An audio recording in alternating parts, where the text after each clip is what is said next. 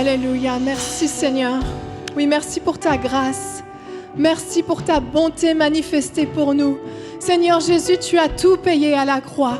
Tu as tout payé pour nous. Ta grâce est infinie, ta grâce imméritée. Ce que nous sommes aujourd'hui, c'est par ta grâce que nous le sommes. Aujourd'hui, tu nous appelles enfants de Dieu. C'est par grâce que nous sommes appelés ainsi. Nous voulons nous souvenir, Seigneur, que nous ne méritons rien. Nous voulons nous souvenir d'où nous venons. Et nous voulons nous souvenir surtout de ce que tu as fait dans nos vies, Seigneur. Tu as fait de grandes choses dans nos vies. Tu as transformé nos vies. Tu nous as libérés. Tu nous as pardonnés. Et Seigneur, je te remets ce message entre tes mains. Je te demande de venir travailler en profondeur dans le cœur de chaque personne aujourd'hui. Oh, dites-lui avec vos mots, dites-lui Seigneur, viens me parler ce matin. Viens me parler ce matin, Seigneur. Viens me parler ce matin, Seigneur. Oui, merci. Merci, mon Dieu, de ce que tu vas faire. À toi soit toute la gloire, Seigneur, aujourd'hui et pour toute l'éternité. Alléluia. Merci, Seigneur. Amen. Amen. Merci à toute l'équipe de louanges. Est-ce qu'on peut acclamer le Seigneur pour cette merveilleuse équipe?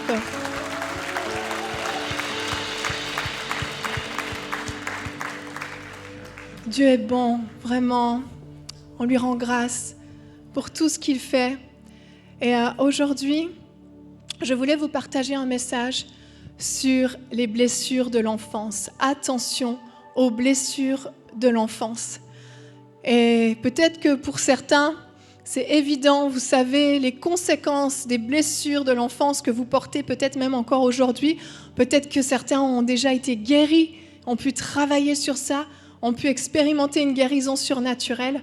Mais il y a une réalité, c'est que dans l'enfance, on vit des choses qui peuvent même des fois paraître anodines, mais qui pour nous ont déposé une brèche dans nos cœurs, une blessure dans nos cœurs, une brisure dans nos cœurs, qu'on transporte encore jusqu'à aujourd'hui, qui a de l'effet sur qui on est, sur notre caractère, notre personnalité.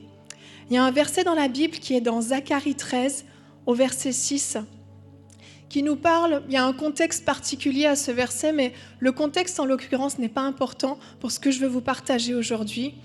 Dans ce verset, il est dit, et si on lui demande, on parle des prophètes, si on lui demande d'où viennent ces blessures que tu as aux mains, il répondra, c'est dans la maison de ceux qui m'aimaient que je les ai reçues. Et en fait, ce verset nous démontre que dans la maison de ceux qui nous aiment, ou en tout cas qui sont censés nous aimer, on peut vivre des blessures. Et j'irai même encore plus loin, vous le savez certainement, on reçoit les blessures les plus profondes et les plus douloureuses par ceux qu'on aime le plus.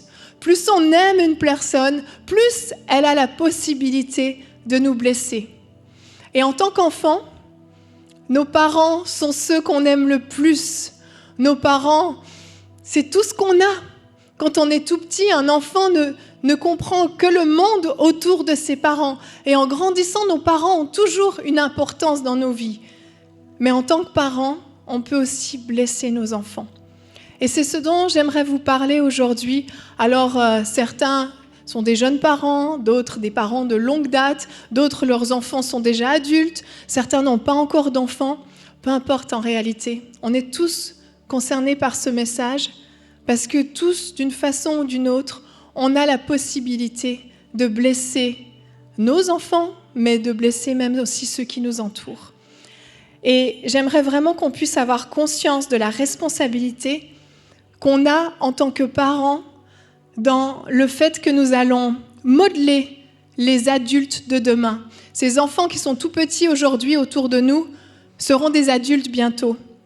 Et personnellement, arrivé à l'âge adulte, il y a des choses de mon enfance qui sont remontées et je me suis dit, mais mince, à mon âge, je dois encore gérer cette chose qui m'est arrivée quand j'étais si petite que ça. J'ai connu des gens, ils ont 50, 60 ans, et ils transportent encore avec eux les blessures de leur enfance, qui ont affecté leur caractère, qui ont affecté même dans leur personnalité, certains traits de leur personnalité qui ont été effacés ou exacerbés. Et en fait, par notre attitude en tant que parents, on va affecter les adultes que seront nos enfants demain. Et c'est hyper important d'avoir conscience de ça et de réaliser cette responsabilité que Dieu nous a confiée. Alors on va voir ensemble rapidement plusieurs points qui me paraissent importants de mise en garde en tant que parent. Et aujourd'hui, je vais prêcher courtement, donc je n'aurai pas le temps de tout partager, de tout détailler, parce que nous aurons un témoignage tout à l'heure qui va venir aussi nous partager. C'est un frère, Carlos Catari, que je vous présenterai tout à l'heure, mais qui pourra partager son témoignage. Alors ce matin, j'aimerais premièrement mettre en garde tous les parents qui sont présents ici, tous les futurs parents. Faisons attention à nos mots. Un mot paraît anodin, mais un mot a la capacité de blesser profondément. Il y a des mots qui font tellement mal. Tu me fais honte. Tu es méchant. Tu es stupide. Tu ne comprends jamais rien. Tu ne réussiras jamais rien. Voire même parfois, je regrette le jour de ta naissance. Ces mots-là peuvent faire tellement mal. Et vous savez, sur le coup de la colère, on peut dire énormément de choses. Dans un élan, on dit une phrase, on réalise même pas les dégâts que ça peut faire.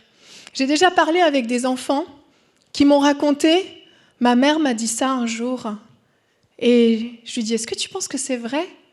Ben oui, puisqu'elle l'a dit, c'est ma maman, donc c'est vrai. Et les enfants s'en souviennent, et parfois vous allez demander aux parents, est-ce que tu te souviens un jour, tu aurais dit cette phrase-là à ton enfant ? Les parents s'en souviennent même pas. Parce que c'est des choses qu'on peut balancer comme ça, comme un coup d'épée dans le cœur de notre enfant, puis ensuite passer à autre chose, dans un tas d'autres paroles, parce qu'on est énervé, on est agacé, notre enfant a fait quelque chose, et bang, on balance un coup d'épée sans même s'en rendre compte. Faisons attention à nos mots. Ces mots peuvent tellement blesser, tellement faire mal. Vos enfants prennent ces paroles et les gardent dans leur cœur. Et certains d'entre nous, on peut même se souvenir de certaines paroles que nos parents nous ont dites, ou même nos professeurs parfois nous ont dites. Ces paroles, on s'en souvient encore aujourd'hui, mais je vous assure que si vous leur demandez, ils n'ont aucun souvenir d'avoir dit ça. Mais nous, on s'en souvient. Faisons vraiment attention à nos mots. La Bible dit dans Jacques 3, les versets 9 à 12, la Bible nous parle de la langue. Et Jacques dit, par elle, nous bénissons Dieu notre Père, et par elle nous maudissons les hommes faits à l'image de Dieu. De la même bouche sortent la bénédiction et la malédiction. Mes frères et sœurs, il ne faut pas que tel soit le cas. Et ensuite, il explique que d'une même source, il ne peut pas couler de l'eau douce et de l'eau amère. Si vous dites « je t'aime » à votre enfant et que la seconde d'après, vous lui dites « mais t'es vraiment stupide », on annule les bonnes paroles qu'on peut dire. Généralement, les paroles blessantes vont être retenues beaucoup plus facilement que les paroles d'amour, les paroles d'encouragement. C'est pour ça qu'on doit être extrêmement vigilant. Ces paroles-là peuvent blesser. Et j'aimerais nous encourager à pouvoir changer notre discours auprès de nos enfants. Et si certains d'entre vous, vous savez que ça vous est arrivé de dire certaines paroles, merci Seigneur, on peut toujours aller demander pardon à nos enfants. On peut toujours aller annuler ces paroles qu'on a pu déclarer sur leur vie. En fait, nos paroles vont coller des étiquettes sur le front de nos enfants, vont déclarer des choses même dans le monde spirituel qu'on ne voit pas, mais qui vont s'accomplir finalement dans leur vie. Un enfant à qui on dit qu'il ne réussira jamais risque fortement d'échouer.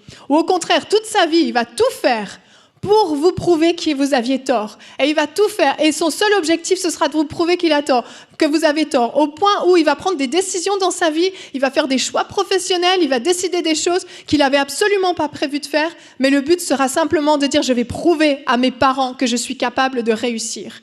C'est terrible parce qu'ils peuvent passer à côté du plan de Dieu pour leur vie à cause de ça. Il y a des paroles, au contraire, qui font tellement du bien. Je t'aime. Je suis fière de toi. Oh là là, ça c'est des mots qui font du bien. Tu es brillant, tu es beau, tu es belle. J'ai confiance en toi.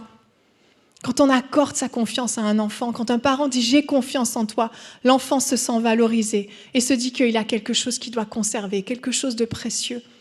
Prenons le temps de s'arrêter sur les mots qu'on peut dire à nos parents. Prenons le temps de déclarer des paroles qui vont leur faire du bien, qui vont les bénir. Pour terminer, j'aimerais, dans ce point-là, vous apporter un petit conseil. Parce que comme j'ai dit, ces paroles négatives, ces paroles blessantes sortent souvent sur le coup de la colère. Parfois, on ne le pense même pas, mais ça sort tout seul. Et la Bible nous dit dans Proverbe qu'une parole douce calme la fureur. Et en fait, dans ces moments où votre enfant est peut-être en train de faire une crise, il n'écoute rien de ce que vous lui dites, il est désobéissant, nos enfants nous énervent parfois. Franchement, il faut l'avouer, nos enfants nous énervent parfois. Eh bien, une parole douce calme la fureur. Vos paroles douces, calmes et posées vont faire toute la différence. Merci Seigneur pour le fruit de l'esprit de la maîtrise de soi. Sincèrement, c'est merveilleux. En tant que parent, le fruit de l'esprit de la maîtrise de soi est tellement important. Dans ces moments-là, quand vous sentez la colère qui monte, l'agacement qui monte, s'il vous plaît, dites Saint-Esprit, j'ai besoin de me maîtriser là, aide-moi, j'ai besoin de me maîtriser. S'il le faut, éloignez-vous, prenez vos distances, allez vous mettre à part quelques instants. Faites baisser ce qui est en train de monter en vous. Plutôt que de déverser des flots de paroles blessantes, on fait baisser, on se calme et on revient poser. On dit, ok, écoute, on va discuter, parce que là, ça ne va pas du tout. On met les choses au clair, on est ferme, mais on n'est pas blessant. Une parole douce calme la fureur. Mon deuxième point de vigilance, c'est attention à la comparaison entre frères et sœurs. Dans une fratrie, les enfants sont extrêmement différents les uns des autres. Il n'y en a pas deux pareils. Certains vont avoir des personnalités un petit peu similaires, d'autres peuvent être complètement à l'opposé l'un de l'autre. Et on peut dire des phrases comme « Ah, si seulement tu étais plus comme ton frère ou comme ta sœur. Ah, ton frère, regarde comme il fait bien ça. Pourquoi toi, tu réussis pas là-dedans ? Ton frère, il est tellement bon au hockey et toi, tu n'arrives même pas à tenir sur des patins. Je comprends pas. Et ces phrases qui peuvent venir et amener une comparaison, amener une rivalité. Et en fait, petit à petit, ça va briser, ça va affecter la relation entre frères et sœurs. Combien d'adultes aujourd'hui sont persuadés que leurs parents ont toujours préféré leur frère ou leur sœur ? J'ai entendu ça tellement de fois. Et même si vous réfléchissez, je suis sûre que vous vous dites, c'est vrai que moi j'ai cru ça pendant longtemps, ou peut-être que je le crois encore. Vous savez, ces choses que nos parents ont pu mettre, cette petite comparaison, cette petite graine de comparaison, a tellement germé en nous. Et aujourd'hui, vous avez vos parents qui vont offrir un cadeau à votre sœur, et pas à vous, et vous allez réagir comme une petite fille, à dire... Et moi, j'ai pas de cadeau. Bien sûr, forcément. Elle a toujours préféré ma sœur à moi, donc c'est évident que moi, j'ai pas de cadeau. Moi, j'ai rien. Et c'est terrible. C'est terrible parce qu'on grandit avec ça. On a de l'amertume envers notre sœur, envers notre frère. On a de l'amertume envers nos parents. Et on transporte ces choses-là. Faisons vraiment attention à cette comparaison. Imaginez la peine que ça peut faire de se dire que mes parents préfèrent mon frère ou ma sœur à moi. C'est tellement blessant. Et il y a une histoire dans la Bible qui nous montre les fruits pourris de la rivalité. C'est l'histoire de Jacob et d'Ésaü. Et en fait, c'est fou parce que c'était une rivalité pleinement assumée par les parents. Genèse 25 au verset 27 nous raconte ça. Ses enfants grandirent, donc Jacob et Ésaü. Ésaü devint un habile chasseur, un homme de la campagne, alors que Jacob était un homme tranquille qui restait sous les tentes. On voit deux personnalités complètement différentes. Et là, qu'est-ce que le verset 28 nous dit ? Isaac aimait Ésaü parce qu'il amenait du gibier. Et Rebecca aimait Jacob. Les parents ont fait, dès le début, une différence entre ces deux enfants.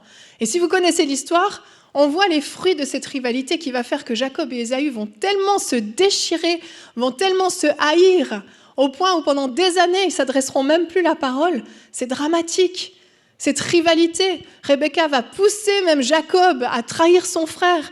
C'est tellement des fruits mauvais qu'on dépose dans le cœur de nos enfants quand on vient nourrir cette rivalité. Notre rôle en tant que parents va être au contraire de faire en sorte que ces liens entre frères et sœurs soient forts, soient solides. Vous savez, Michael et moi, on est loin d'être des parents parfaits. Et je vous donne des conseils, ça ne veut pas dire du tout qu'on est parfait. Je crois qu'il n'y a aucun parent parfait. On essaye de s'améliorer. On essaye, avec l'aide du Saint-Esprit, d'être de meilleurs parents. Mais on n'est pas parfait. Mais je me souviens très bien, quand mes enfants étaient tout petits, à un moment donné, ils ont commencé à se battre. Et c'est comme une colère qui est montée en moi, mais limite une sainte colère. Je me suis dit, il est hors de question que je laisse ça dans ma maison. Je leur ai parlé, ils étaient tout petits, je leur ai fait un discours. Ils ont dû se dire, elle est complètement folle, maman. Mais c'était inconcevable pour moi qu'il y ait de la division entre Louis et Sophia. Pour moi, je leur ai expliqué qu'ils étaient des frères et sœurs et que dans la vie, les amis allaient venir et sortir de leur vie, entrer, sortir, entrer. Mais un frère et une sœur, c'est pour la vie. C'est un lien fort et c'est un lien qu'on doit cultiver. Et j'encourage toujours mes enfants à passer du temps ensemble, à jamais se critiquer l'un et l'autre, à jamais rentrer dans une comparaison. « Ah, toi, t'écris mieux que moi. Ah, toi, tu lis mieux que moi. Ah, toi, tu joues mieux que moi à tel instrument. » Toujours que eux, entre eux, ils s'encouragent, qu'entre eux, ils se valorisent. Bravo, oh, c'est bien, t'as réussi, t'as fait cette bonne note à l'école. Que les enfants, entre eux, s'encouragent. Et nous, en tant que parents, on a ce rôle de ne pas laisser cette rivalité s'installer entre eux. Il n'y a rien de bon. Après, je sais que quand il y a deux petits garçons, bon, il y a des fois des petites choses qui sont un peu plus naturelles, mais vous savez, il y a une rivalité qui est malsaine, une rivalité qui fait du mal. Il est important de comprendre qu'on peut avoir des affinités différentes avec nos enfants. Puisqu'ils n'ont pas la même personnalité, en fonction des enfants, il y a des personnalités qui vont plus nous rejoindre et des personnalités qu'on aura plus de mal à comprendre. Il y a des enfants, on se dit, mais j'arrive pas à le comprendre parce qu'ils sont tellement différents de nous. Donc, des affinités, c'est normal. On se ressemble un peu plus, on se rejoint un peu plus. Mais on doit aimer nos enfants exactement de la même façon. L'intensité de l'amour ne dépend pas d'une affinité, d'une connexion particulière. À nous, en tant que parents, de faire un effort pour essayer de comprendre l'enfant qui nous ressemble moins. À nous d'essayer de l'approcher, pas d'essayer de le rendre comme nous, mais d'essayer nous-mêmes de nous approcher de lui puis de le comprendre. Faisons attention à la comparaison. Un autre point de vigilance, c'est attention aux injustices. Ça fait très très mal. J'ai discuté avec tellement de personnes qui aujourd'hui travaillent sur des blessures de l'enfance, qui me racontent encore les injustices vécues quand ils étaient enfants. Des injustices tellement profondes que c'est ancré en eux, et aujourd'hui encore ça fait mal, et aujourd'hui encore ça affecte leurs attitudes. Les injustices qu'il peut y avoir, ça peut être des corrections exagérées. Vous savez, des fois on n'est pas du tout cohérent dans les corrections qu'on peut donner. Je ne sais pas, un enfant a renversé son verre ou bien il a volé dans un magasin, il aura exactement la même correction. Il va être puni de la même façon, ça n'a aucun sens, c'est complètement injuste. Parfois même on punit à tort, on corrige à tort. Notre enfant n'a rien fait de mal, on ne prend même pas le temps de vérifier sa version, de comprendre ce qu'il a fait, qu'il puisse lui aussi s'exprimer sur son erreur, pourquoi il a fait telle chose. Hop, tout de suite on arrive et on est comme la police, on ne passe pas par la case jugement, on arrive directement à la case prison. Correction à tort. Ça, c'est hyper blessant. On n'a rien fait de mal. Ah, moi, je me souviens, ça m'est arrivé des fois quand j'étais petite.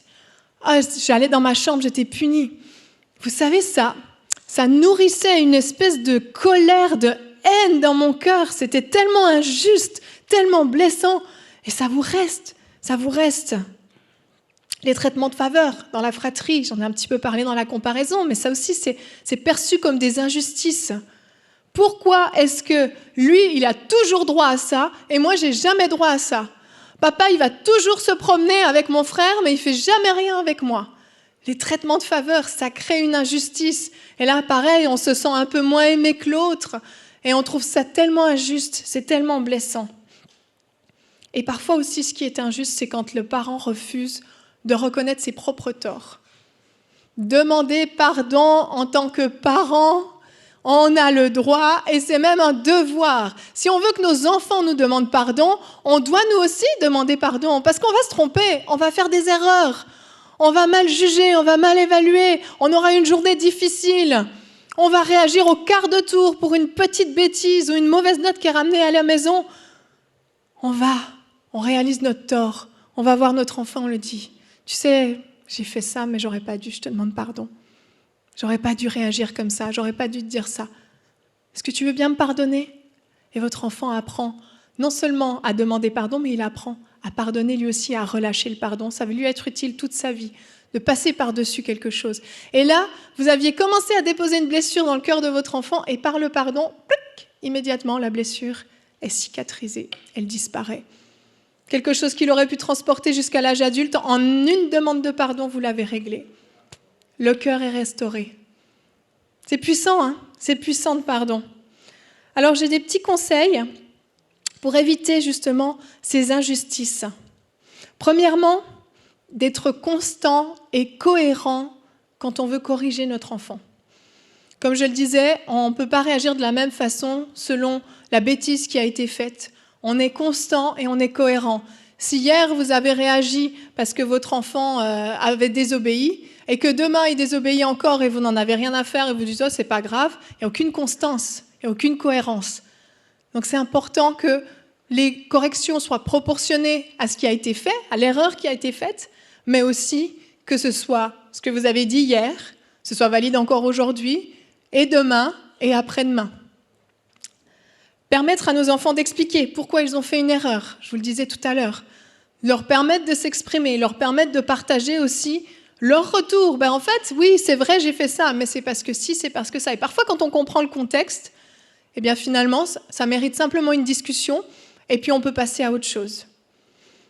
Utiliser la grâce lorsqu'on ressent que c'est nécessaire. Alors ça, c'est hyper puissant. Ça nous permet d'enseigner la grâce à nos enfants. Il faut le discerner quand c'est le moment. Parce qu'on pourrait dire, ouais, mais là, c'est pas très constant et cohérent, parce que la semaine dernière, il avait fait ça, et je l'avais puni, puis là, cette semaine, je décide d'utiliser la grâce. En fait, vous l'expliquez. Vous expliquez que, normalement, ce que tu as fait mériterait ça. Tu devrais avoir telle punition, tu le sais, voilà, il y a une conséquence à ce que tu as fait. Mais aujourd'hui, je ressens que je dois utiliser la grâce. Et vous expliquez ce que Jésus a fait pour nous, cette grâce complètement imméritée qu'il a manifestée envers nous, et qu'aujourd'hui, vous voulez lui inculquer la grâce. Alors aujourd'hui, malgré ce que tu as fait, je choisis d'utiliser la grâce, et il n'y aura pas de conséquence à ce que tu as fait. Mais vous discutez avec votre enfant, vous lui expliquez pourquoi ce qu'il a fait n'était pas bien, pourquoi il ne doit plus le faire. Et vous pouvez lui dire, mais attention, on n'abuse pas de la grâce. Tout comme avec le Seigneur, on n'abuse pas de la grâce, dans la famille, on n'abuse pas de la grâce non plus. Si demain tu recommences, ce ne sera peut-être pas la grâce qui va être manifestée, ce sera peut-être la conséquence à nouveau. Mais les enfants, ça les responsabilise de se dire « Waouh, j'aurais dû être puni, je n'ai pas été puni. Ok, je vais faire plus attention parce que là, j'ai eu chaud. » Et comprennent l'enseignement de la grâce. Petit à petit, c'est bon pour eux aussi de le comprendre. Mais il faut discerner quand c'est le moment de la grâce. Traiter chaque enfant avec la même fermeté. Un autre conseil, encore une fois, pour limiter cette rivalité, pour limiter ce sentiment d'injustice. On est ferme avec un, on est ferme avec l'autre. On est généreux avec un, on est généreux avec l'autre. On essaye là aussi d'être cohérent. Et puis demander pardon, ça je vous l'ai dit. On peut aller voir dans Ephésiens 6, au verset 4, ce que Paul nous a enseigné à faire avec nos enfants, et c'est vraiment une clé pour l'obéissance. Quant à vous, pères, n'irritez pas vos enfants, mais élevez-les en leur donnant une éducation et des avertissements qui viennent du Seigneur.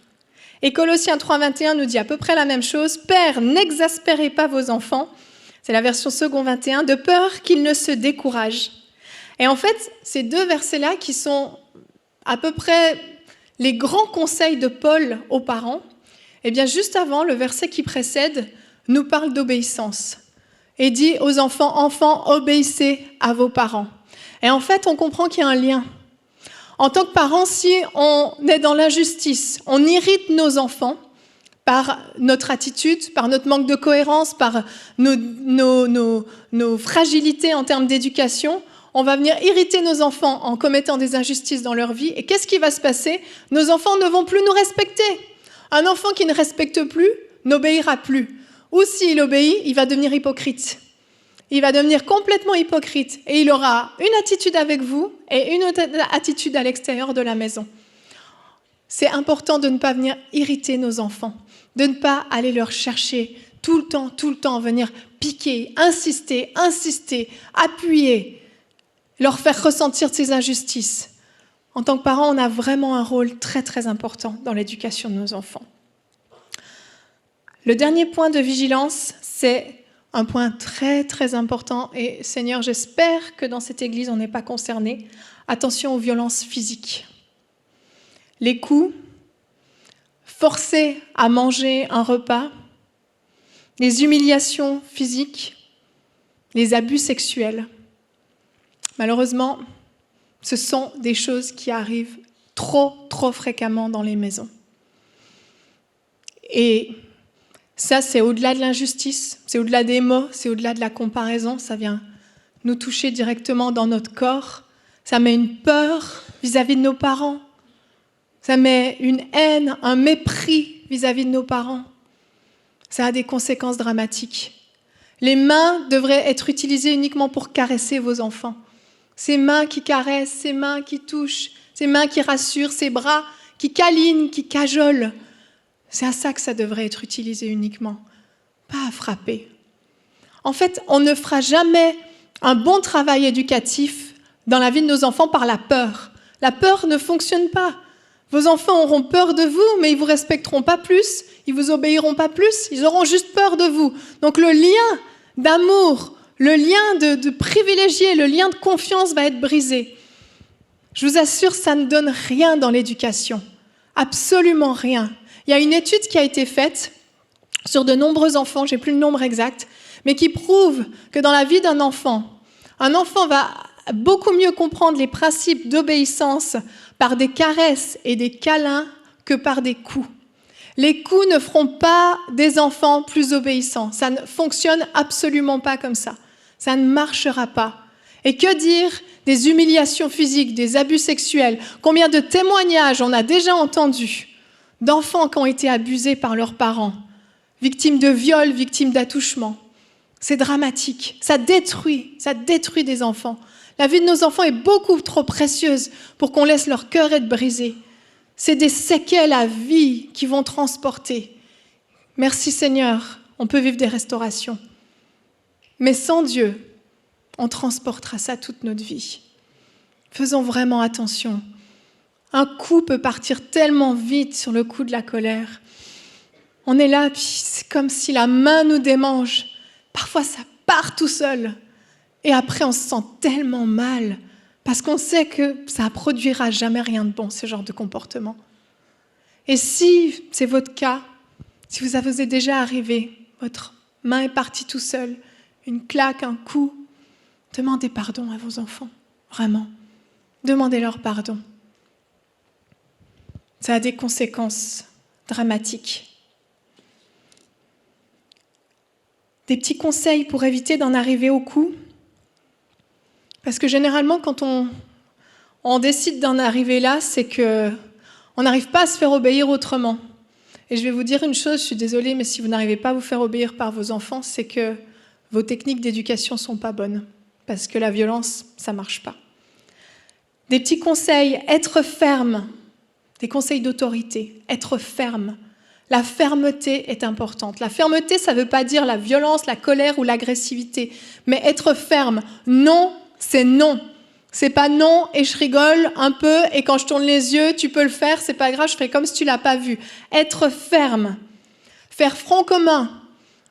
Papa et maman sont d'accord.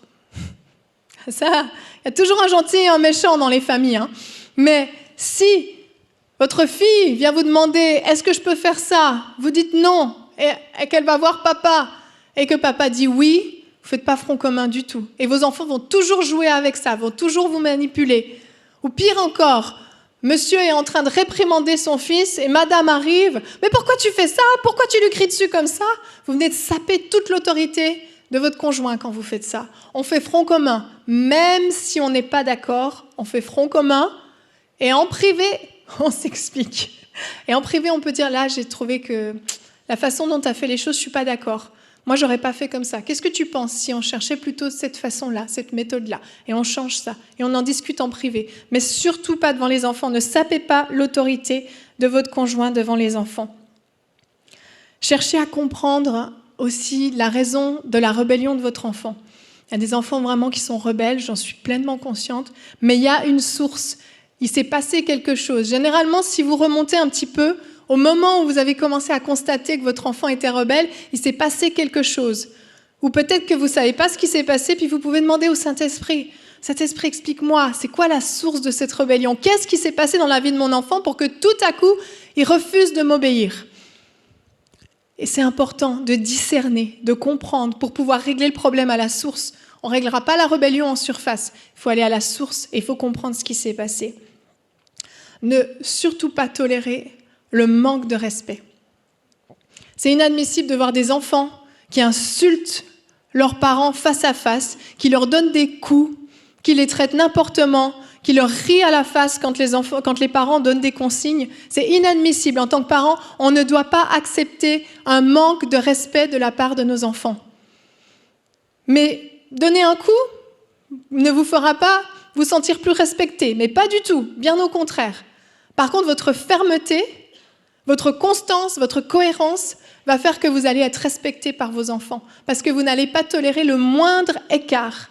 Ce que vous tolérez aujourd'hui va ne faire que grandir avec les années, et va devenir d'autant plus grand, d'autant plus violent.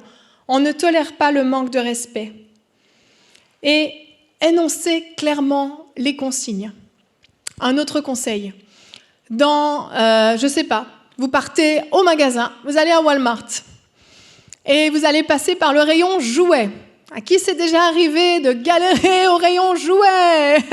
Votre enfant veut absolument qu'on lui achète quelque chose. On va au rayon jouets, il faut toujours repartir avec quelque chose. Sauf que vous n'aviez pas du tout prévu d'acheter quelque chose. Avant d'aller au Walmart, mon chéri, ma chérie, on va aller au Walmart. On va pouvoir passer au rayon jouets, si tu le veux. Mais nous n'achèterons rien. Est-ce qu'on est d'accord ? On regarde seulement. On n'achète rien. On énonce clairement les consignes. On va faire une balade au parc. On va devoir marcher un bout sur la route. Pendant tout le trajet, tu vas me donner la main, parce que c'est dangereux sur la route. Et vous pouvez adapter ça à tous les âges. Le fait de donner les consignes avant va faire que vos enfants les respecteront. C'est pas quand ils sont en train de désobéir que tout à coup ils vous disent « Ah, mais j'avais oublié de te dire, en fait, fallait pas faire ça ». On énonce les consignes avant. Et dernier point de conseil, avoir des règles dans la maison. Dans la maison, il y a des règles que tout le monde applique et respecte. Elles doivent être connues. Et dans certaines familles, même on accroche les règles sur un mur. Pourquoi pas ? C'est excellent. Quand vos enfants commencent à savoir lire, c'est super. Les règles sont toujours là. Quand quelqu'un transgresse une règle, on retourne à la règle. Qu'est-ce qui était écrit ici ? Est-ce que c'est ce que tu as fait ? Oui, ok. Qu'est-ce qu'on va faire ? Il y a une conséquence. Les règles sont connues d'avance et tout le monde les connaît et tout le monde les applique dans la maison. Il y aurait tellement à dire sur le sujet de l'autorité parentale, mais c'est un mini résumé que je vous donne là. Je sais qu'il y a beaucoup de choses, mais il y aurait trop à dire. On va continuer. C'était les conseils, c'était les vigilances que je voulais vous donner. Mais certains d'entre vous, peut-être en écoutant ce que j'ai partagé, vous avez identifié des failles en vous, des failles par rapport au type d'éducation que vous avez donné à vos enfants. Certains d'entre vous, vous vous êtes reconnus dans ce que j'ai partagé et vous vous êtes dit « mince, c'est moi ça, c'est exactement moi ». Et on se dit tout ce qu'il ne faut pas faire, voilà, je l'ai fait. Et voilà, c'est fichu. J'aimerais vous encourager à sortir de la honte. Sortir de la honte, c'est admettre qu'on a besoin d'aide, qu'on n'y arrive pas. Il n'y a pas de honte à avoir. Vous savez, quand on a des enfants, ils ne sont pas arrivés avec un mode d'emploi. Ils sont arrivés comme ça. Et certains d'entre nous, on a eu des parents pitoyables, on a eu une éducation pitoyable, et on n'a aucune idée de comment être un bon parent. Vous avez le droit de ne pas savoir comment faire. Vous avez le droit de vous tromper. Mais ce qui est dommage, c'est quand on a trop honte pour venir demander de l'aide. On n'ose pas aller dire « je ne m'en sors pas avec mes enfants ». Alors s'il vous plaît, si quelqu'un aujourd'hui dans cette assemblée a de la difficulté avec ses enfants, s'en sort pas avec ses enfants, vous n'arrivez pas à les éduquer, vous n'arrivez pas à résister, vous avez eu des paroles blessantes, vous avez des fois envie de frapper, ou même plus, s'il vous plaît, venez me voir.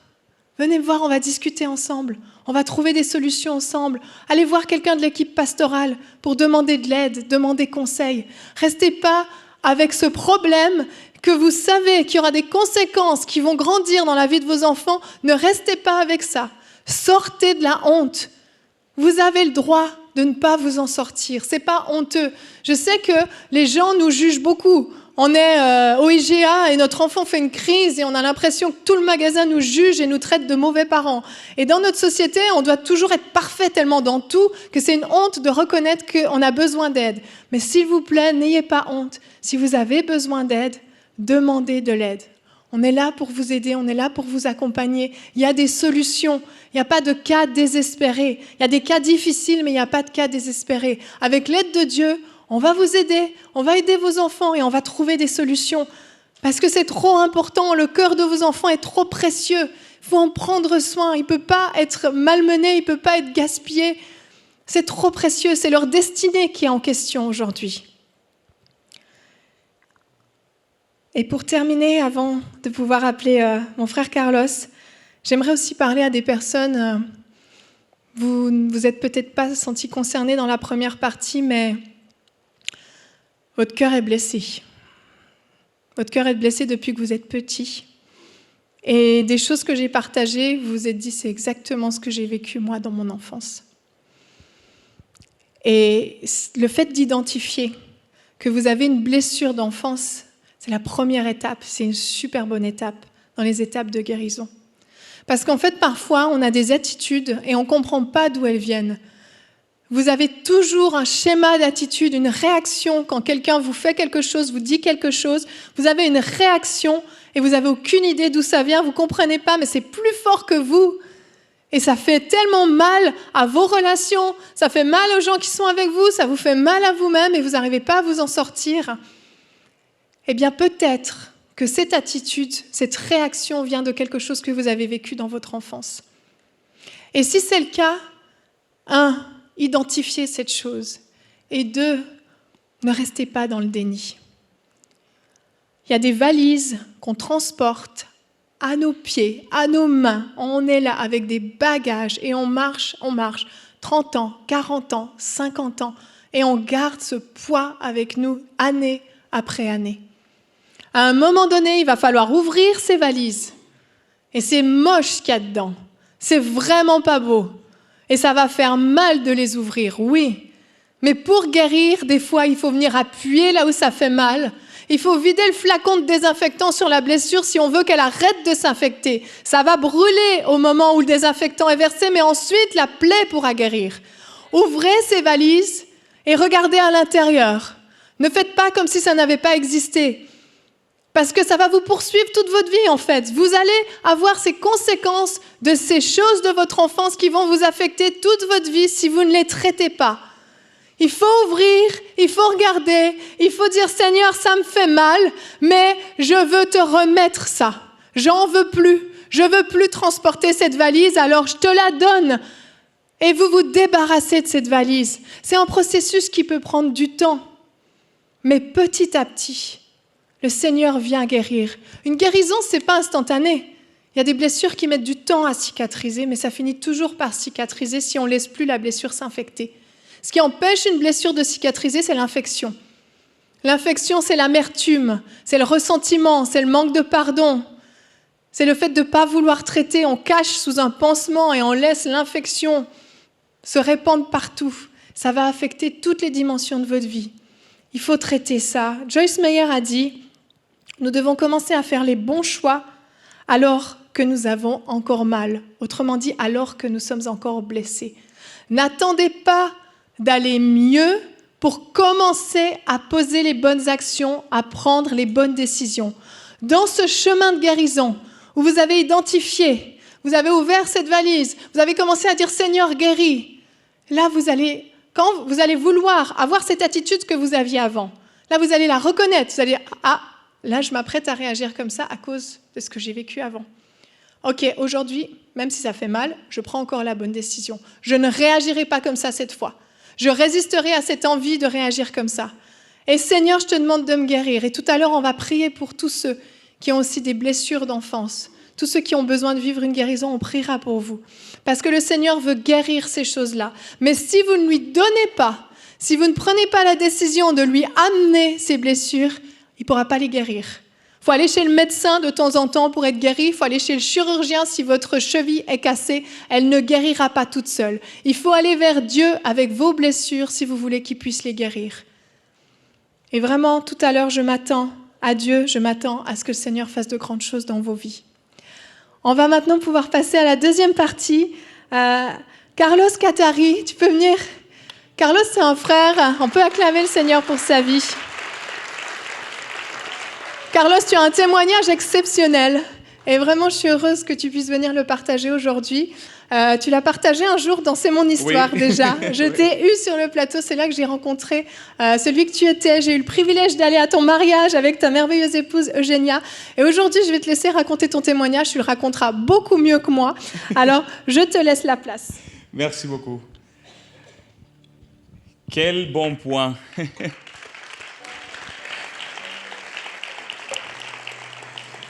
C'est drôle parce que même quand Pasteur Yveline partageait, j'ai dit, ma femme me donne des consignes aussi avant d'aller au magasin. Aujourd'hui, on n'achète pas de chocolat. Il dit, ok, c'est bon. C'est pas pareil hein, que si elle me le donne une fois qu'on est dedans. Merci beaucoup pour cette opportunité. Le sujet est tellement important. Par où je commence à propos des blessures d'enfance? Moi, je suis né au Venezuela, ça fait 10 ans que je suis au Québec, je suis arrivé à l'âge de 29. Mais tout a commencé de tout petit.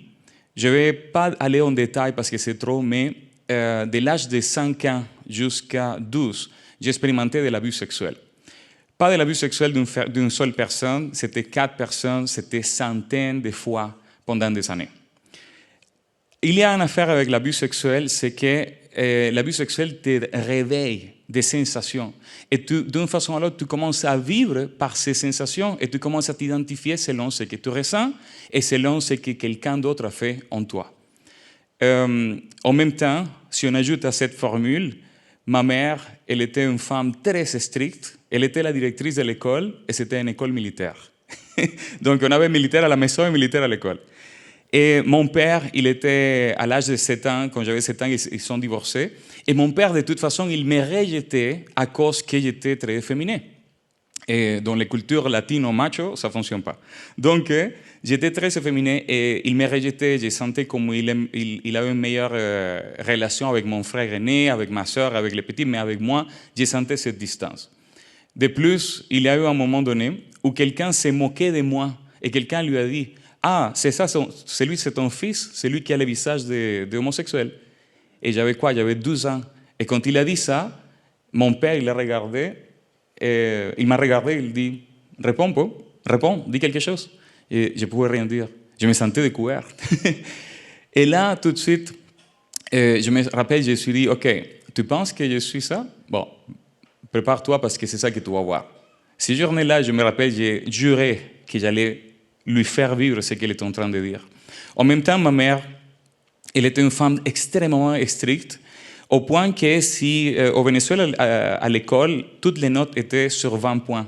Et si on arrivait à la maison avec 19, au lieu d'avoir une félicitation, parce que quand même c'était une bonne performance, elle arrivait à nous dire « Pourquoi tu n'as pas eu 20 ? Est-ce que tu travailles? Est-ce que tu fais de quoi? Est-ce que tu dois faire des choses à la maison que tu ne peux pas avoir du 20 ?» Et j'ai dit « Bon, je vais m'essayer. Je vais forcer la prochaine fois. » Et qu'est-ce qui arrive, c'est que tout le temps, je me sentais que je n'étais pas assez.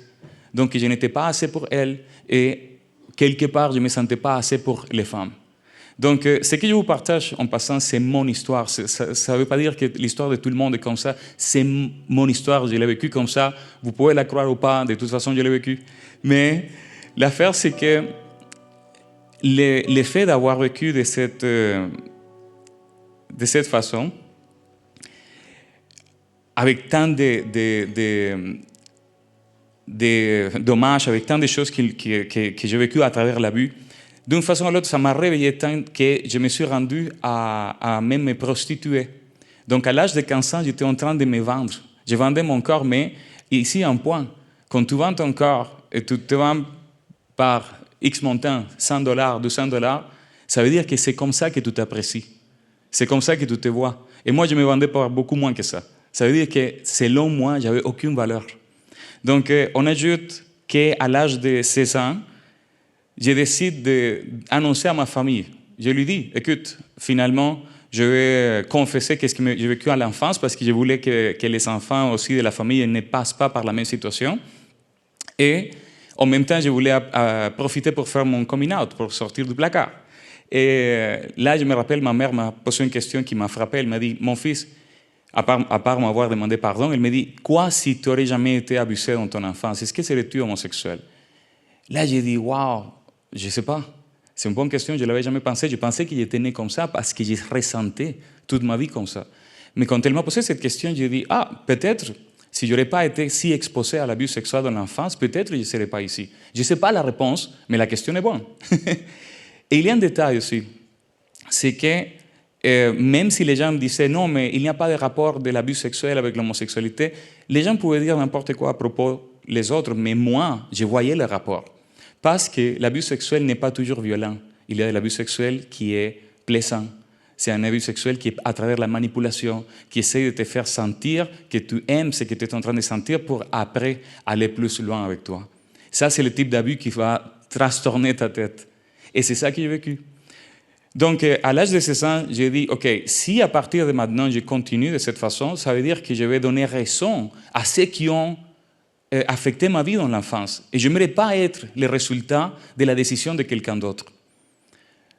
Là, j'ai dit, OK, juste à cause de ça, j'aimerais changer. Je n'aimerais plus sentir l'attirance vers les hommes. À partir de ce moment-là, je ne veux plus être homosexuel, j'aimerais être hétérosexuel. Et je me rappelle que je me focalise à ça. Le problème, c'est qu'il n'y avait aucune attirance pour les femmes. Aucune. Pour moi, une femme et une chaise, c'était la même chose. Là, j'ai dit, oh, qu'est-ce que je vais faire? Et là, je me force. Et c'est terrible. C'était terrible parce que je ne sais pas s'il y a quelqu'un qui a essayé de changer ces sensations. Est-ce qu'il y a quelqu'un qui a essayé de changer ce que tu ressens? C'est terrible. C'est presque impossible. Et là, j'ai dit, mais je me force, mais ça ne marche pas. Donc, à partir de ce moment-là, je commence à aller au psychologue. Et le psychologue, elle va chercher m'aider, mais d'une façon... Qu'est-ce qu'elle voulait? C'est que je sois seul. Parce que depuis mon enfance jusqu'à l'âge de 16 ans, j'étais tout le temps avec des partenaires sexuels. Donc, elle voulait que je sois seul pour que finalement, je choisisse ce que je voulais. Mais je n'arrivais pas. J'étais addict. De plus, j'étais addict à la pornographie homosexuelle. Donc, c'était tout un mélange de choses. Mon estime était par terre. Je vivais en fonction de mes sensations. Je vivais en fonction de ce que j'ai vécu, de ce que quelqu'un m'a fait. Je n'avais pas la paix dans mon cœur. Je voulais me suicider. Je me sentais pas aimé de ma mère, je me sentais rejeté de mon père, c'était un bon cocktail. Et de plus, j'étais athée, je ne croyais pas en Dieu. À la maison, on croyait plutôt à la science, ma mère était professeure de biologie, physique et chimique, donc on croyait plutôt à la science. Pour moi, le concept de Dieu était un absurde. Mais un jour, ça s'est passé quelque chose. Je suis allé au cinéma et j'ai vu un film qui a fait un avant et un après. On parle de la passion de Christ. Moi, je pensais qu'il était un passionné pour les femmes et que le film, c'était un film de romance. Mais parce que je ne savais rien. Donc, quand je vois ça, sans que personne m'explique, je comprends que Jésus a fait ça pour moi, que pour vrai, il a donné sa vie pour moi et qu'il voulait me donner une nouvelle vie. Et je voulais déjà avoir une nouvelle vie.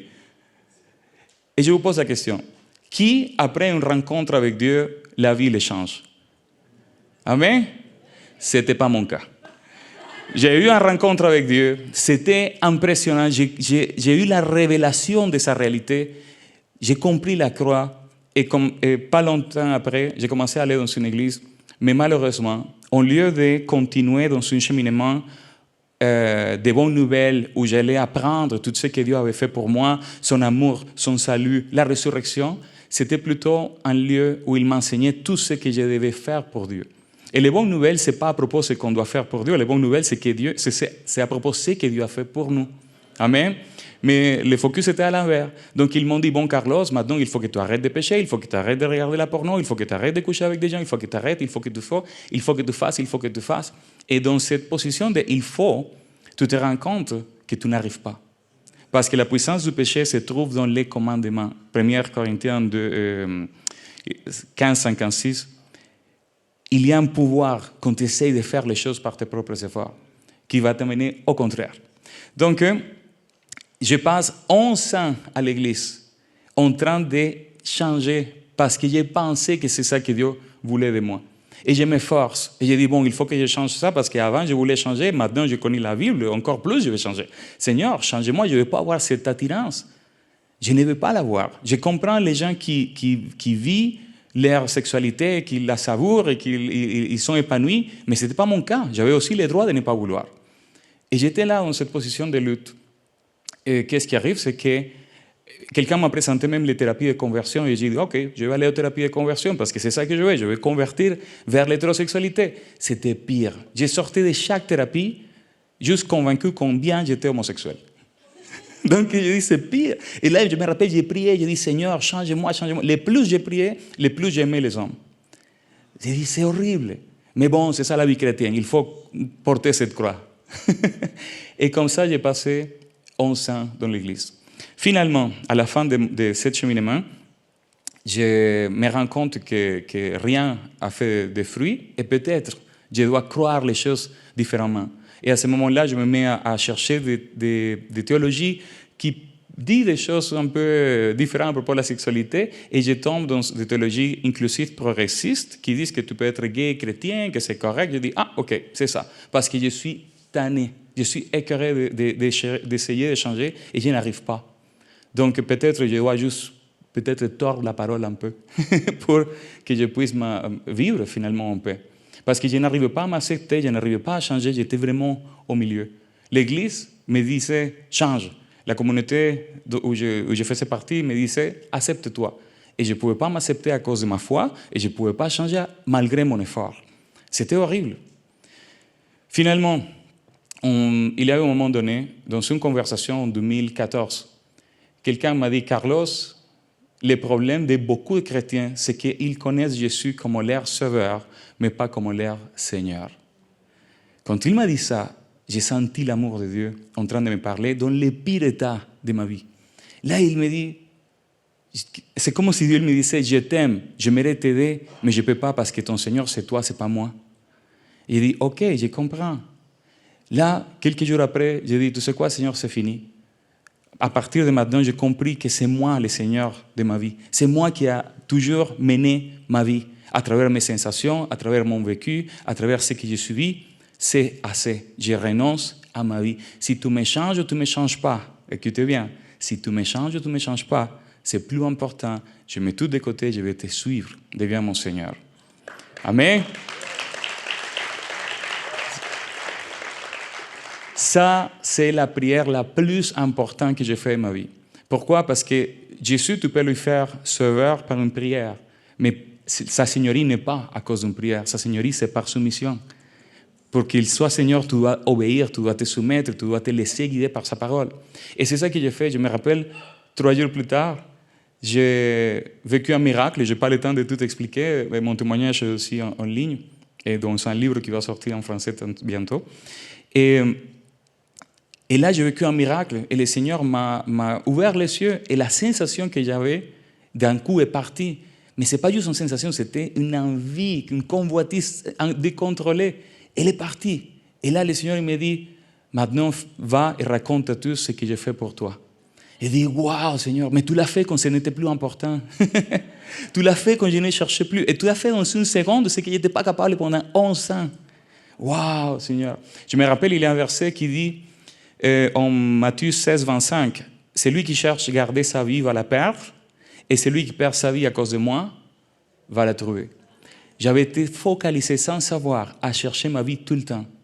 Tout le temps, c'était ma vie, mon changement, mon vécu, que j'étais victime, que ce que j'ai vécu, ce que j'ai passé.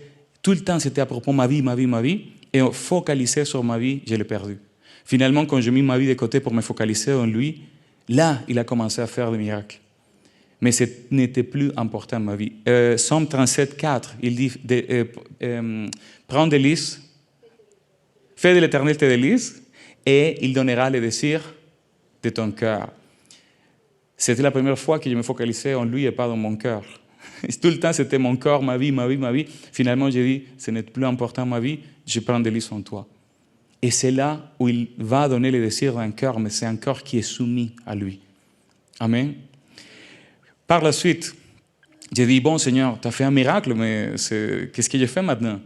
Et là, j'ai compris que Dieu ne voulait pas que je me focalise à changer. Je sais aujourd'hui que personne n'est capable de changer, au moins côté sexuel. Je le crois, personne dans ses efforts ne peut pas le faire. Ce que Dieu voulait, c'est que je ne me focalise pas dans mes sensations, mais plutôt que je me focalise à vivre dans une réalité supérieure. Et c'est la réalité de l'esprit. Mais je ne le savais pas. J'avais passé 11 ans à lutter dans mes forces. Et ce qu'il voulait, c'est que je comprenne, c'est que lui, il avait réussi par sa force. pas dans les miens. Donc, j'ai compris quelque chose qui m'a aidé à faire un reset dans ma vie. Et c'est que, malgré que je l'avais écouté tout le temps dans l'église, je ne l'avais jamais compris de cette façon. On a toujours parlé du pardon, n'est-ce pas? OK. Pour moi, le pardon, c'est comme qui je suis, il m'avait pardonné, mais quand même, c'est comme s'il me dit, OK, je te pardonne, mais ne fais plus ça. Je te pardonne, mais attention. Je te pardonne, mais... Toujours les mais. Qui, jamais, ça vous est arrivé qu'on est ici dans la louange et d'un coup, ça arrive dans ta tête, dans ta pensée, c'est que tu as fait de mal. Quelque chose dont tu as honte. Qui a senti ça au milieu de la louange? Est-ce que ça vous arrive ou c'est juste à moi? Ça arrive. Et qu'est-ce qu'on fait? On est comme ça avec les bras grands ouverts et après on se sent mal parce qu'on se rappelle de ce qu'on a fait. Et on descend les bras, n'est-ce pas? Parce que même si on est pardonné, ce souvenir de honte, il vient te parler. Ou l'ennemi vient te parler ou des choses qui arrivent. Ça m'a toujours accompagné pendant ces 11 ans à l'église. Parce que quand j'ai eu cette rencontre avec Dieu, ça faisait 20 ans que j'ai consommé la pornographie et j'avais eu plus de 600 partenaires sexuels dans toute ma vie. Donc tous les souvenirs étaient toujours là. Mais un jour, ça m'arrive de comprendre que le Seigneur, quand il a parlé à Paul, il a parlé du pardon, Acte 26, 18, en paraphrase, il dit « Je t'appelle pour que les amènes des ténèbres à la lumière, de pouvoir du Satan à Dieu, qu'il reçoit le pardon des péchés. » Donc quand il dit pardon, le Seigneur il me dit « approfondis dans ce mot, pardon. » Et là, quand je cherche en grec, le mot pardon, ce n'est pas juste pardonner les péchés, mais le mot que c'est aphésis, ça veut dire pardonner en vous laissant, comme si vous n'avez jamais commis ce que vous avez fait. What? Il dit Seigneur, donc tu me laisses comme si jamais rien fait de tout ce que j'ai fait. Donc tu as effacé mes péchés, mais aussi les péchés qui ont été faits contre moi. Tu as tout couvert et tu m'as laissé comme si jamais rien commis. Je vous demande, comment vous vous sentirez si vous n'avez jamais rien commis de ce que vous avez fait? Est-ce que ça se sent bien? Ça se ressent bien, n'est-ce pas? Félicitations, c'est comme ça que Jésus vous a laissé. Il nous a nettoyés au complet. Amen? Au complet. Il nous a laissés comme si on n'a jamais rien commis. Pas parce qu'on ne l'a pas commis. On a tout commis nos péchés. Mais lui, il est mort comme un coupable pour que nous, on puisse vivre comme des innocents. Comme un innocent qui n'a pas fait ce qu'on a fait. C'est ça le transfert. Il a pris toute notre culpabilité, on a pris toute son innocence. Et il veut qu'on se voit nous-mêmes de la façon qu'il nous voit. Là, je dis, oh, mais c'est grandiose, Seigneur. Ça veut dire que je n'ai rien fait, je n'ai rien vécu, je ne suis pas un enfant blessé, je suis une nouvelle personne. Amen. Et là, c'est l'autre côté. Quand Jésus est mort, à la croix, il a réglé notre passé, il a réglé les péchés, il a réglé même la nature du péché, il a pris à la croix. Colossiens 2, 11, il nous a circoncis de la nature du péché, il a pris à la croix. Mais à la résurrection, il nous a donné une nouvelle vie. Amen. On est de nouvelles créatures si on est en Christ. Alors, le Seigneur m'a expliqué c'est quoi cette nouvelle créature. Quand j'ai lu en 1 Jean 3, 9, que ça dit « Quiconque est né de Dieu ne pratique pas le péché parce que la semence de Dieu est en lui et il ne peut pas pécher. » Quand le Seigneur m'a montré ça, je me rappelle que quand je lisais ce verset, je le lisais comme un ordre, comme un commandement. Si tu es né de moi, tu ne peux pas pécher parce que tu es né de moi. J'ai dit, bon, ok. Mais là, ce n'était pas un ordre, c'était une affirmation. Il était en train de dire, si tu es né de moi, tu ne peux pas pécher parce que tu as ma semence en toi. Et tu ne peux pas produire du péché. Quand je vais aller aussi en grec, vérifier le mot semence, en grec c'est sperma. Il est en train de te dire, tu es né de moi avec ma génétique spirituelle. Et en Dieu, il n'a pas de péché. C'est ça, toi, la nouvelle créature. Je veux juste que tu te vois de cette façon. Ton passé a été effacé, ton présent, c'est ma génétique en toi. Juste vise-toi dans cette identité. Prends-toi dans cette identité. C'est une identité spirituelle, c'est la réalité de l'esprit. Oui, on est esprit, âme et corps. Et toutes les blessures de l'enfant sont dans l'âme. Elles ne sont pas dans l'esprit. Une fois que l'esprit est né de nouveau, il est fait compatible à Dieu et Dieu vient vivre en lui. Dieu vient prendre possession de nous dans l'esprit. Mais par la suite, une fois que tu comprends que ton passé est effacé, que ton présent c'est Jésus en toi, que ton présent c'est sa nature en toi, tu peux aller guérir plus facilement les blessures de l'âme. C'est à partir de cette position qu'il m'a dit, OK, maintenant que tu es vraiment ancré en moi, on va aller régler tous les bobos. Et c'est à partir de ce moment-là, quand je ne pensais plus à qu'est-ce que j'ai vécu, à qu'est-ce qui est passé, mais que j'ai fixé mes yeux en lui, il a commencé à sortir et à sortir et à sortir des choses. C'est impressionnant. Là, j'ai compris qu'il y avait un problème de codépendance affective qui se manifestait comme une blessure de rejet et que la racine, c'était que je me sentais jamais à l'auteur pour ma mère. Et Dieu m'a dit, pardonne ta mère, tu es assez pour moi parce que c'est moi qui t'ai créé. J'ai dit, ah, ok, c'est bon, merci Seigneur. Merci. Mon père, c'était aussi une autre histoire. Mon père, j'avais trop de difficultés, même si je l'avais pardonné pour tous ses manquements, son responsabilité, parce qu'il manquait toujours à sa parole. Même si je l'avais pardonné, j'avais une distance de lui. Et ça ne fait pas longtemps qu'il m'a dit, Carlos, il faut que tu acceptes ton père. J'ai dit, Seigneur, mais je l'ai pardonné. Mais tu ne l'as pas accepté. J'ai dit, ok. J'ai dit, bon, comment je l'accepte? Et là, je reçois que je dois accepter mon père tel qu'il est. Pareil qu'il faut accepter nos enfants tels qu'ils sont. Accepte ton père tel qu'il est. Je dis, ok, bon, mon père, il est irresponsable, il manque sa parole, et il n'a pas fait ça, il n'a pas fait l'autre. Là, je commence toute la liste, elle est longue. Et là, il me dit, accepte-le. Je dis, ok, je t'accepte, papa, j'accepte comme tu es. J'accepte mon père biologique tel qu'il est. Là, d'un coup, j'ai ressenti comme un fleuve d'amour pour mon père que j'ai jamais eu. Il dit, mais voyons donc, c'est quoi ça? C'est quoi cet amour que je ressens pour mon père? S'il a tellement manqué de choses, il a tellement mal fait. Mais je l'accepte comme il est, et je l'aime. Je n'avais jamais senti ça. Et tout de suite, Dieu, il me dit, maintenant, à moi aussi, accepte-moi comme je suis. Waouh, là, j'ai compris. J'ai compris que sans me rendre compte, j'étais en train d'exiger à mon père biologique qu'il se comporte comme mon père céleste, et j'étais en train de voir mon père céleste en fonction des défauts de mon père biologique. J'avais une vision tordue de mon père à cause des blessures de l'enfance. Donc la journée que j'ai accepté mon père terrestre tel qu'il est, là je peux aussi accepter Dieu, le Père tel qu'il est. Il est bon, il est fidèle, il est loyal, il est amour, il est guérisseur, il est notre roi, notre protecteur, notre pourvoyeur. Il est tout ce qu'il dit et il est vrai. Et là, j'ai dit, tu sais quoi, Seigneur, maintenant je t'accepte. Je t'accepte, papa, tel qu'il est. Et maintenant, je vais m'attendre de toi tout ce que tu dis que tu es. Je ne veux plus te voir par les lunettes de mon père. Je mets ça de côté, je veux toi comme tu es. C'est fini cette histoire. Et là, ma relation avec mon père biologique, elle est super, comme jamais. Ma femme, elle le voit, hein, c'est impressionnant. Je passe du temps, je prends plaisir à passer du temps avec lui, même si ce n'est pas intéressant ce qu'il dit. Mais on passe du temps. C'est beau.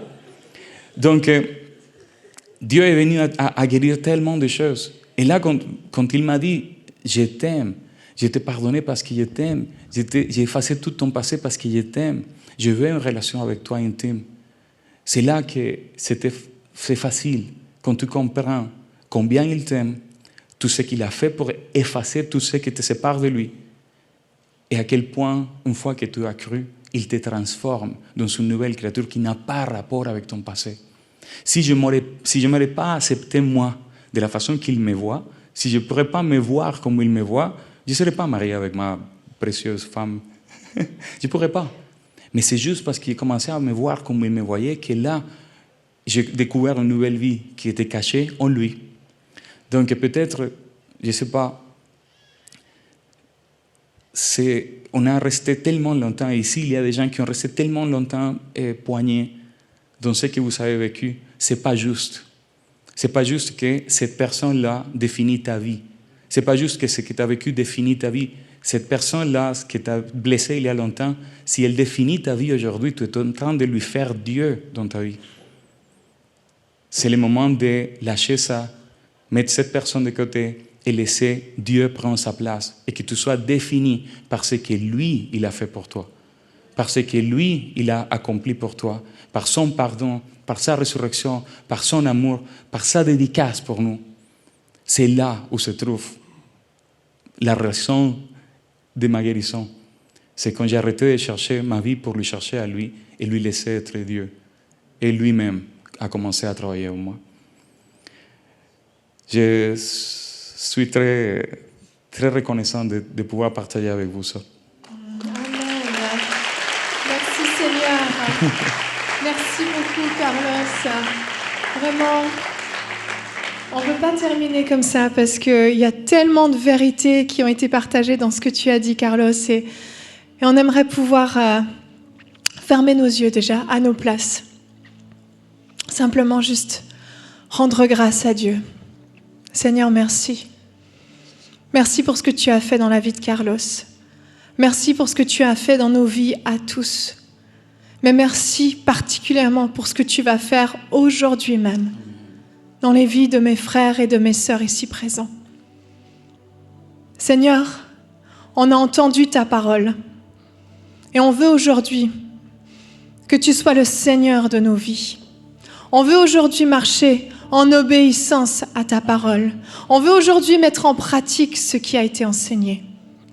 Et Père, je te prie de pouvoir venir faire une œuvre de guérison dans les cœurs, aujourd'hui même, de pouvoir venir agir puissamment et profondément dans les blessures les plus cachées, Seigneur. Viens faire ton œuvre de guérison.